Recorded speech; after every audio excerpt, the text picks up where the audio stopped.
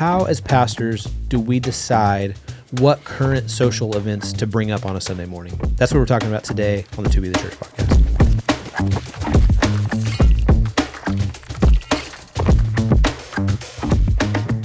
Welcome to the To Be the Church podcast, where we explore what it looks like to truly be the church in today's culture. Well, guys, it's Super Bowl week, but I don't think we want to talk about it like we have in years past. None of us care, dude. All right. So here's a question from a listener. This came in over the last couple weeks with some stuff going on in broader culture. Here we go. It says this. Andrew has spoken out on COVID policies, abortion, the killing of Charlie Kirk, etc. before, and this is talking about like on a Sunday morning. How does he determine which current events to speak about publicly from the pulpit and which ones not to? When current events with ICE, immigration, shootings, chaos, terror are occurring, what is our responsibility, if any, other than praying? What is the church and the individual Christian's role today in politics other than voting? So there's a lot of questions here, but let's keep going. Being keyboard warriors is not the solution, but only praying doesn't feel like enough, and waiting to vote until the next election seems like too long to wait for change. And then, yeah, let's keep going, actually. As a follow-up or continuation of the question, both Christians and non-Christians make comments about these four things. Like if we stay silent, it reveals what side we're on, referencing Jesus turning tables as biblical proof, text for action, quoting verses about the sojourner, immigrant, alien neighbor, and loving others, thoughts and prayers aren't enough. So how do we address comments like those as well, especially when there are so many injustices happening around the world?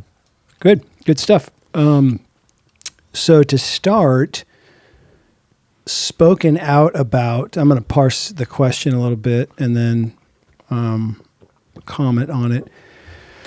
It starts by saying Andrew has spoken out on these things. And I think there's some information in here that's not correct in the premise to the question. So I'm thinking back through my 15 years and 2 months or 3 months of being here at our church since late 2010. I can't super remember the first 2010, 2011, 2012. Trying to think about a cultural issue that I may or may not have addressed from the pulpit. Okay, there's a difference between addressing from the pulpit an issue like, when you're preaching on marriage from Ephesians 5 and you talk about biblical marriage and then you give application on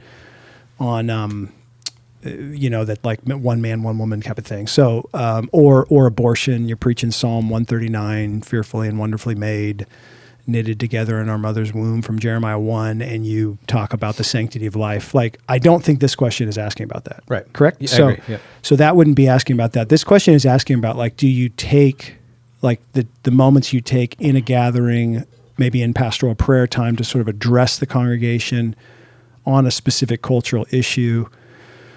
And what's incorrect about the premise to the question, or just is that basically I'm trying to think back through the last 15 plus years, and I'm totally willing. All of this stuff is on video, like our services are online and everything. So if you can find clips of certain things and send them to me to disprove what I'm about to say, I'm totally open to those. But off the top of my head, here are the things that have been addressed from up front.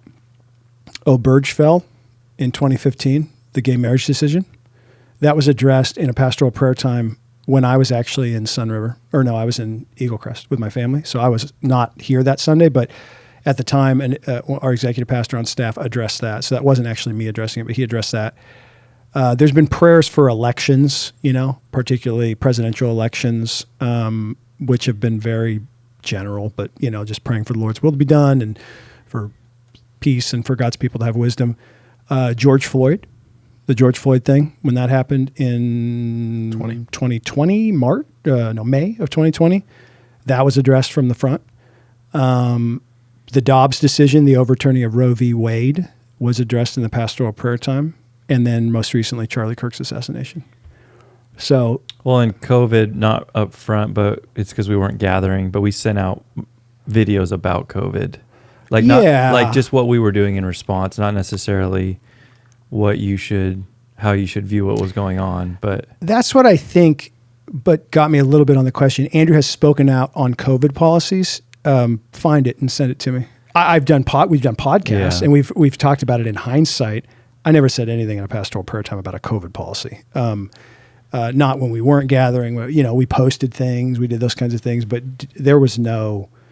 I'd be really surprised if someone could dig up video from a Sunday gathering, or even when our gatherings were online, with me commenting on a specific policy in COVID. Here's the thing, Andrew. It's not what you said; it's what you didn't say. Okay. But anyway, I'm not trying to majorly split hairs, but I do think there can be perceptions, in all these different things. And what you do, particularly if you're plugged in and stuff, you've got, you have your pastoral prayer times, you have your sermons, you have your To Be the Church podcast, which I think we've talked about all these things and many, many more things. We're going to talk about whatever kind of questions we get here. So those things are there. But then when it says, how does he determine which current events to speak about publicly / from the pulpit and which ones not to? So that's a big one. From the pulpit, in the context of a sermon, if the text has legitimate application to that said thing, like I mentioned, abortion or marriage or those kind of deals, an issue that may seem to be political or politicized is certainly something we're going to talk about with conviction when we feel like the scriptures lead us there. Now, the separate thing, which I do think is kind of what this question is about, when do you do the Charlie Kirk moment? When do you do the George Floyd moment? When do you not? Because there are so many things that lead the news cycle and that sort of get raised to a fever pitch in culture. And when do you choose? There's probably some. I wasn't here when 9/11 happened, but there's probably some terror attack type things. Like I remember when the Paris terror attack that was just wild years ago. It was like at a concert or something. I feel like it was like 10 years ago. But I remember there's been stuff like that, pretty next level crazy. The Las Vegas shooting. Yeah. Sandy Hook. Remember the Sandy Hook massacre of those kids? I remember like in Connecticut, that was 2013. And I talked about that, did a pastoral prayer on that. The mass shooting at the gay club in Florida. Yep. Remember that? Yep. That was years ago. I feel like that was before I was here, but we did it at our church. And that was sometimes culturally these things kind of all happen within a week or a 2 week period. Mm-hmm. And so you kind of I feel like we addressed that one and the Las Vegas and maybe a natural disaster.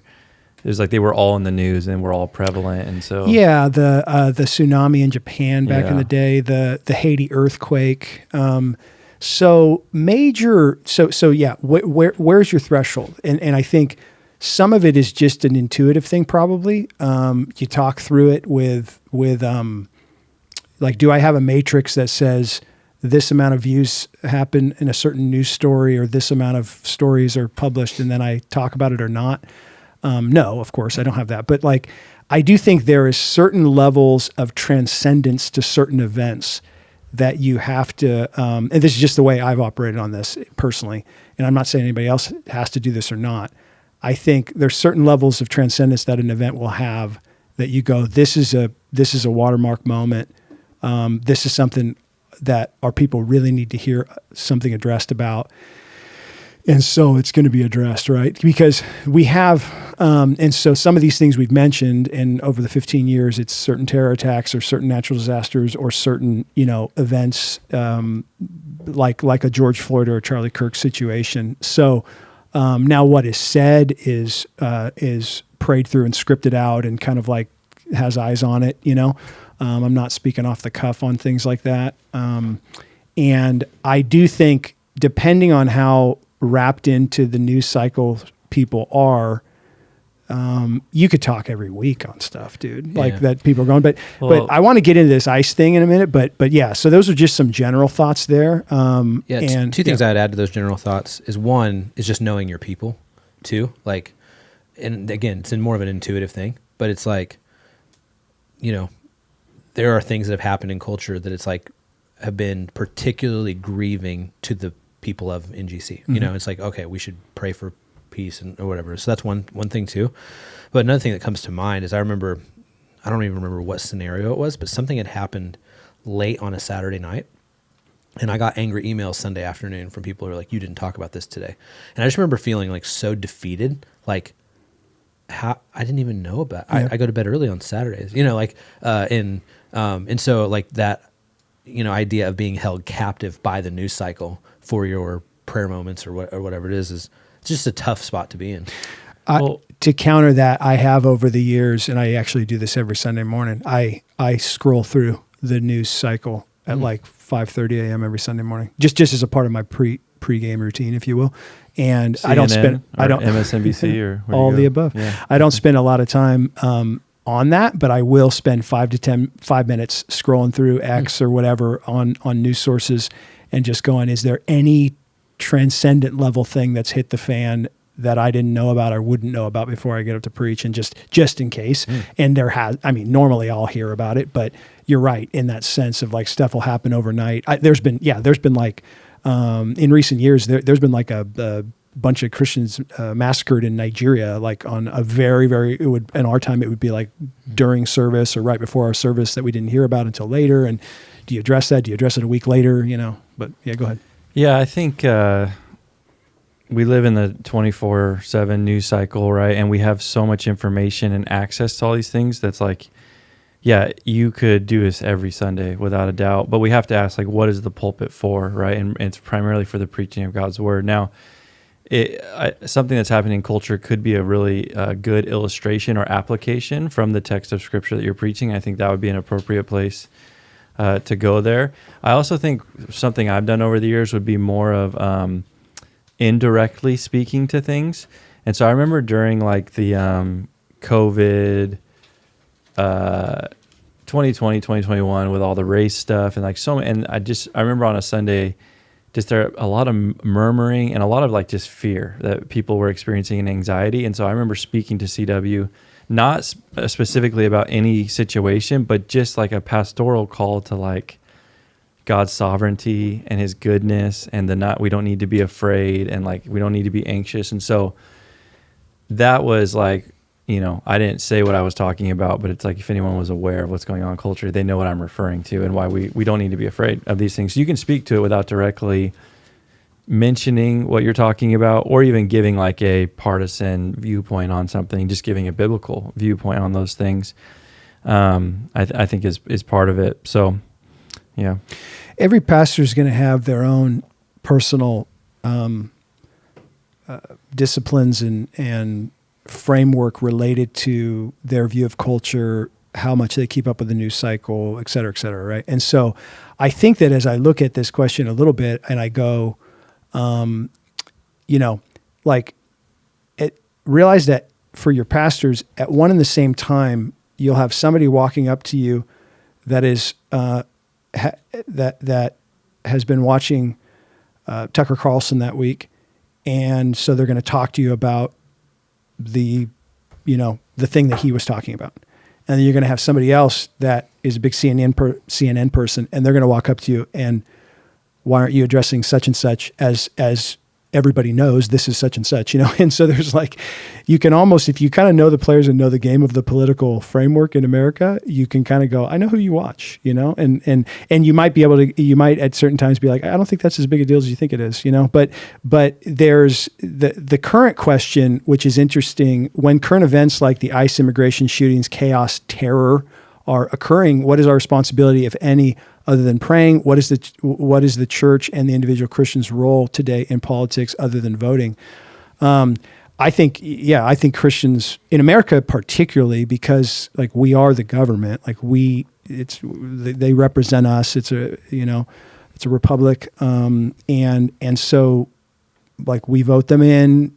They're supposed to set policies that we want them to set, and so I do think we should be very politically aware, politically involved to the degree that you can and your conscience dictates. I don't think we should we shouldn't be ignorant about these things. I also think that if you know the political landscape in America, and particularly the news sources and how these things happen, like if you were here and you were an adult during 2020, 2021, that era, right? The BLM stuff.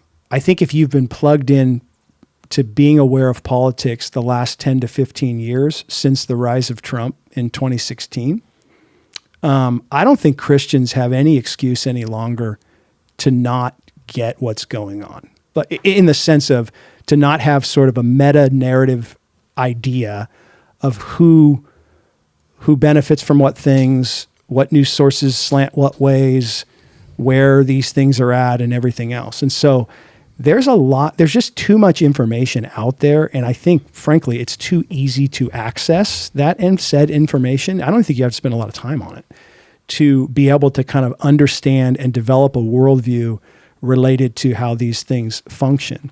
And so I do think, as it relates to even the current ICE immigration stuff, you look at it and you go, there is a lot of energy being given in a lot of media toward the ICE stuff, particularly the Minneapolis ICE stuff with the shootings of a couple people up there, and the riots and the resistance toward ICE operating in their remit as immigration enforcement. And I look at it and go,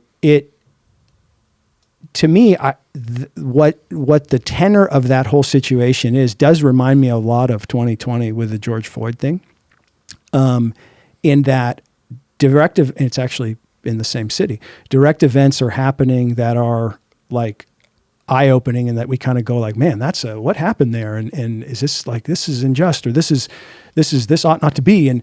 And a lot of oxygen is being given in the news cycles toward, here's how to think about it. Here's what's going on. This is the big thing, and rile up and resist, or do this or do that or whatever else. And I look at it and just go, have we not seen that play out before in very recent history here? And I look at it and go, with Trump in the White House right now, there's just a different tenor and I don't think it's like it was the first time he was in the White House, in this sense that it was like wicked crazy back then, 2016 to 2020 with the news cycle stuff and the latest alt-right or this or that, and the latest kind of like, everything is going to do this. And then 2020, COVID happens, and then Biden gets elected. And then, sure, you do see you saw, other news sources more on the right kind of critique Biden through that whole season of time, but the general tenor in the media ecosphere tends to be a little bit more muted during an administration that's not, Trump. And now that it's reversed again, you're seeing kind of these things happen. Now, if you're on the left and you're listening to this, you're like, yeah, because he's nuts and everything's good. And if you're on the right, which I lean more that direction myself, you're going, is there not an emphasis being given by people in the political sphere and news sources that have particular agendas? A friend of mine has talked about this a lot lately, of like, there's a lot of propaganda that is being blasted into the media ecosphere, and there's just too much information and too much stuff that's happened in the last 10 to 15 years, if you've been keeping track, to buy into the narrative that like, this is what's going on, right? And so I just think we've got to be really aware of the sources we're listening to, of those type of deals, and understanding too that we all have friends and family members that are listening to these things, and they have certain ways they feel and agendas they want to put. And so they're going, Jesus turned over tables, we got to do this. Or they're going, if you're silent on this, you're this. Remember the whole silence is violence thing in 2020? And I remember I had a guy then, and I did address the George Floyd thing the week it happened from the pulpit, pastoral prayer time, and prayed for all involved there and the whole deal, and prayed for justice. But I remember a dude like a month or two later who had gone to our church but didn't anymore, and he sent me a thing. I was like, what is your statement on racial justice or something with it? Like, where is the statement on NGC's website? Why do you not have it? And that was the days where it was like, if you didn't send out the corporate thing that I got from Under Armour and Reebok and, Dick's Sporting Goods, right? Like every single company in America that sent me their thing that I'm subscribed to that said like, here, we're not racist, please love us, And I was like, yeah, I'm not going to play that game. Like we're going to speak the truth and love. We're going to do those things, but I'm not going to make that. I'm not going to put a written statement out so that you feel like we're on the quote right side of history. So I just, being performative in these areas, being reactive in these areas, being uninformed in these areas, I just look at it and I go, man, I think you got to thread the needle, be intuitive about it, speak up on the stuff that needs to be spoken up on in your opinion as a leader, and be in a plurality of leaders. Like we're not going into this alone. It's not like only Andrew decides when and what and where and how things are addressed. We've got our pastoral teams and our elder teams and those kind of stuff, and guys are giving comments, and guys are, have all sorts of different perspectives on certain issues and different sides of the stuff, and go, hey, what do we do on this, and how should we address this? And we pray through it and make decisions. But I'm obviously shooting from the hip all over the place on this, but those are just some of those initial thoughts. I think another thing to that would just be wise pastorally is like patience and prayerfulness about these things, because with the news cycle being constant, like things are changing all the time and more information's coming out. And because news is so instant, or at least media and the way they present news is so instant, it's almost like we feel like we have to have an instant reaction and opinion, where it's like, I mean, COVID, for an example, look, a few years later, how much more clearly we see the situation, and just more information that we have. And so some of this has to depend when something comes out. Like if something happened on a Saturday night, I guess depending on what it is, like I don't know if it would be wise the next morning to talk about it, because it's like, it's just so fresh. Whereas I remember like the Charlie Kirk thing happened kind of earlier in the week. And it's like a Wednesday or something. By that Sunday. And again, I mean, that was a situation where I think our instincts were to say something because of who he was as a Christian and those sorts of things.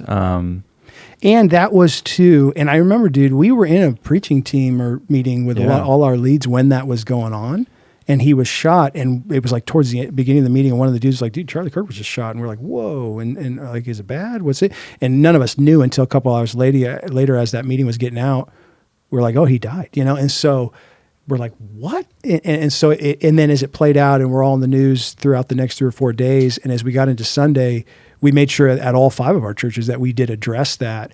That was a massive watershed cultural moment that I think we even saw in hundreds and hundreds of more people showing up to church in those coming weeks, and just the nature of what that was in the culture. And that's a unique deal. And you look at it and go, I think my thing too, I think for pastors is like, you don't have to be a political junkie or like this or listen to all the political any of that type of stuff at all. But you do need to be aware of the things that are going on enough to where when somebody comes at you with, hey, I heard this and this is going on, that you could literally look at them and go, dude, I love you. You're a brother or sister in Christ, but like you're buying into propaganda. Like this is like it's actually kind of fake. Like what it's bad. This is bad about this. This is bad about this. But like what you think this is actually not what it is. And here's my 17 data points to help you with this, right? And so I think we can and should have those conversations as brothers and sisters in Christ and be able to. And I'm not saying that's I think the question here is more meta. It's more big picture. How do we address all these things? How do we handle these comments? I love this part of the question, especially when there are so many injustices happening around our world. Dude, if you're connected with the Voice of the Martyr stuff and the persecution that's happening with Christians around the world, like, that if you wanted to just focus on Christians being massacred and persecuted, 52 weeks of the year, you could give examples and tell stories and pray for the persecuted church throughout the world, all over the world. And so I think that's, and you should, and I think we do pray for you should be aware of that stuff, and you should regularly pray for our brothers and sisters throughout the world. 1 Peter 5 commands us to do that. So, but there's another part of me, and admit it, it's probably a little bit of my cynicism as it relates to the political scene in America, that like the volume and aggression of the news cycles, depending on who's in the White House, what the policy priorities are, and how the latest whatever can be seized upon for the sake of, see, all my political priorities are true, see, all my opponents are wrong. Like, that's the world that we live in, and you've got to be very aware. And again, you hear a lot of cynicism in me because I went through COVID, dude. I went through it. We all went through it. And if you got through that and you didn't know the publications you can trust, the news anchors that are jokers, the whole deal, like, like pay attention for multiple years at a time, and then learn to spot people who propagandize over one thing and then propagandize over that other thing. And I mean, it's all, and I'm not playing a both sides thing either here. I'm just saying it's all over the place, and you can spot it, and you can spot the people that are honest or more honest, and you can spot the people with crazy agendas. And I just think some of this stuff is like, particularly recently, there's a lot that goes on here. And there is a lot of injustices in the world. And so I think you got to be careful, prayerful, and do these things in community. And as Christians, dealing with the people and our friends and family and stuff that are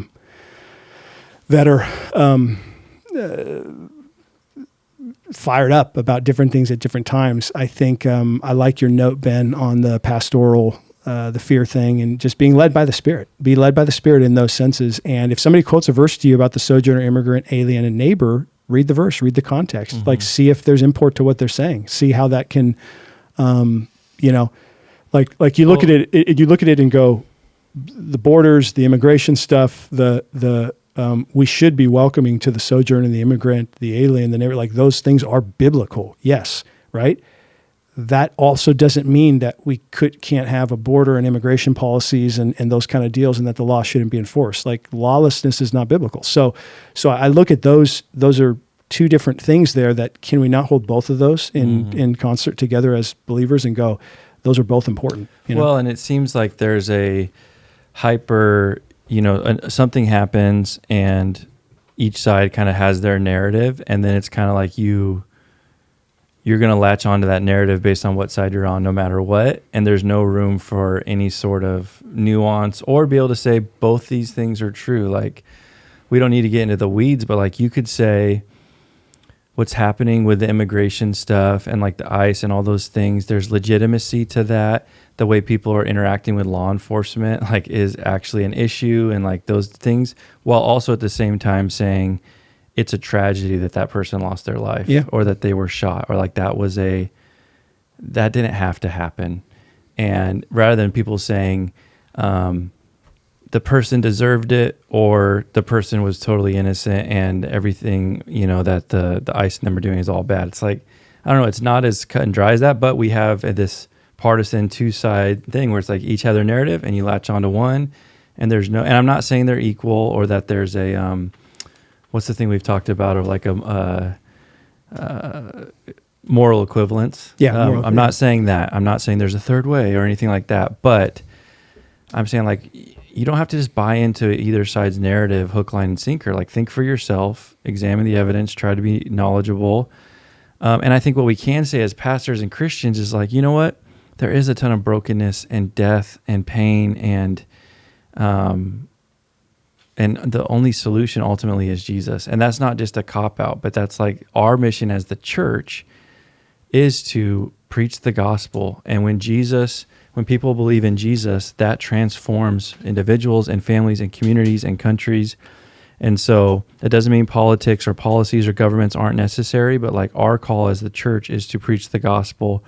And he is the only solution to any corruption that we see, any evil that we see, the death that we see. So I think we can preach that boldly biblically without having to, and trust that our people are going to be able to, okay, I see how that applies to the way I'm thinking about different things, rather than saying, this is how you have to view this one certain issue. But it's complex, and I have to admit, Andrew, not everyone is wired like you, and I'm speaking for myself in the sense of like being into all that. Like, I kind of find it overwhelming of like, how can I cipher, through all the junk and find the truth? Because it's like so muddy and messy. And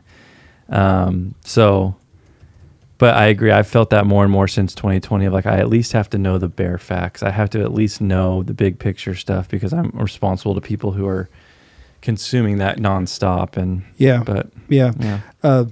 Proverbs was coming to mind. There's a few Proverbs there of like, the first one to give an answer sounds right until you hear the other side, kind of thing. And another text in there, Proverbs 18:13. If one gives an answer before he hears, it is his folly and shame, right?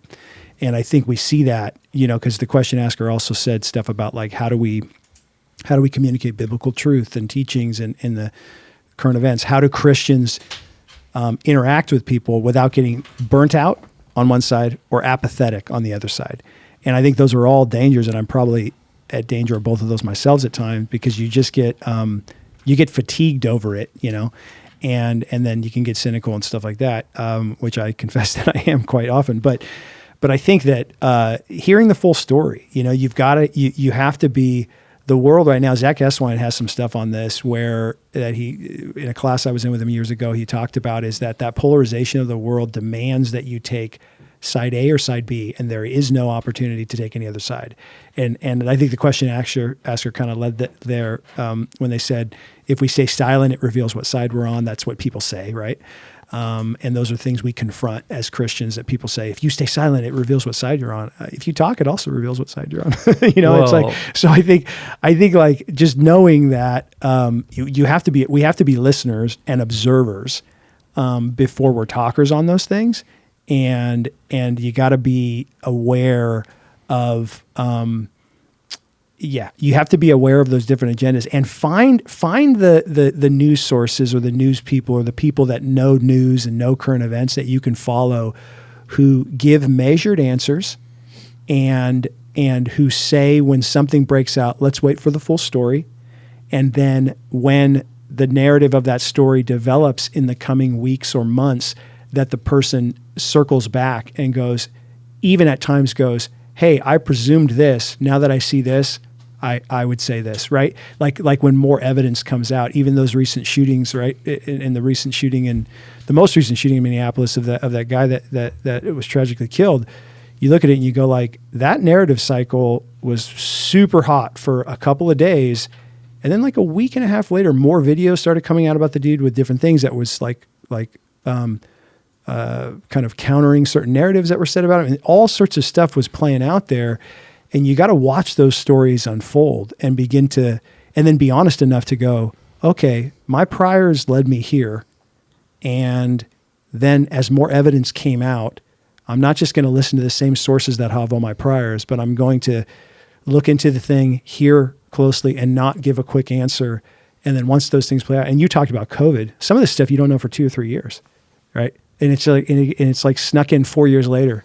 It's like all the stuff you got berated about, oh, it actually was false, or it actually was true. So I think that that's stuff where when you're in the news cycle for years on end, decades on end, you should, I think as a Christian of sound mind, begin to grow an understanding of how these things work and a savvy in it, and you don't have to be in it every day. I just think it develops into some of these principled realities. And that would speak pastorally to like, okay, then you don't need to necessarily address everything right away from the pulpit.